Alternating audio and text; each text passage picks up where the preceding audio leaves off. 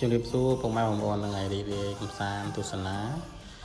ដំណើរកំសាន្តនៅខេត្តសៀមរាបទាំងអស់គ្នាបាទរីករាយទស្សនាដល់គ្នាបាទនេះគាត់នឹងចាប់ផ្ដើមក្បាលកសែតបន្តិចទេអូខេចាប់ដើមដំបូងគឺពួកយើងបានទៅខ្ចប់បាយសម្រាប់អាហារថ្ងៃត្រង់របស់គ្នាដល់កូនសិស្សផងដែរទៅខ្ចប់ហើយយើងចាប់ដើមចេញដំណើរទៅអូខេនេះដល់ស្ទងយើងចូលញ៉ាំសិនគេ breakfast សិនតែកន្លែង breakfast នេះយូរបន្តិចដោយសារចាំឲ្យយូរដែរអត់អានកំងគេអញ្ចឹងយូរតែសាសច្រើនអញ្ចឹងខាងពុយនេះថានេះធ្វើអត់តនេះយើងអូខេបន្ទាប់ពីញ៉ាំហើយយើងចាប់ដើមចេញដំណើរទៅទៀតទៅត្រង់ខេត្តសៀមរាបតែម្ដងអូខេនេះគាត់នៅទៅទៀតខ្លះសម្រាប់ចែកចូលពុកម៉ែបងប្អូនទស្សនាដល់គ្នា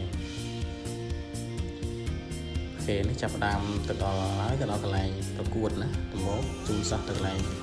ប្រកួតសិននៅសាលាគរុកោសល្យខេត្តសៀមរាបអូខេកន្លែងប្រកួតយូរដែរណាអូខេបន្ទាប់ពីចប់កន្លែងប្រកួតពេលយើងទៅស្ថានភាពដើម្បីទៅកន្លែងស្នាក់នៅអូខេស្ថានភាពនេះស្អាតគួរសមរបស់គេណាសម្រាប់ហើយជាបងប្អូនខ្លះគាត់ធ្លាប់ទៅដែរហើយមកដែរ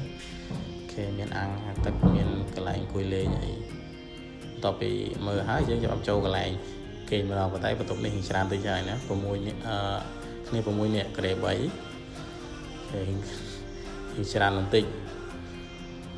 អូខេស្អាតធូរសមបន្ទាប់ពីយើង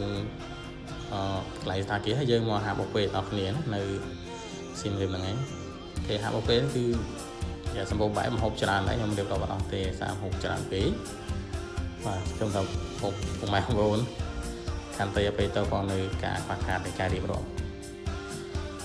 អូខេមានហូបខ្មែរមានហូបមានបង្អែមផងដែរអូខេហើយចេញពីហ្នឹងយើងព្រឹកឡើងថ្ងៃអាទិត្យយើង prefer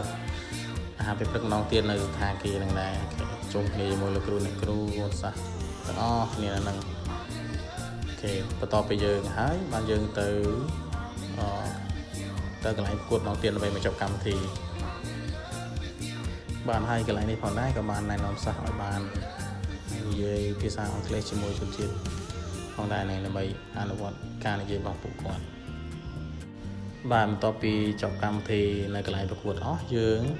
មកពុតសិស្សត្រឡប់មកវិញប៉ុន្តែមិនទៅផ្ទះហ្នឹងគឺយើងចូលកន្លែងប្រាសាទបាគងសិនមកពួកគាត់ទៅតាមភាសានៅទីនោះបាទទីចុងក្រោយចូលនៅអង្គញាខ្នាជាកន្លែងបញ្ចប់បាទសូមអរគុណរាល់ការទស្សនាអរគុណច្រើន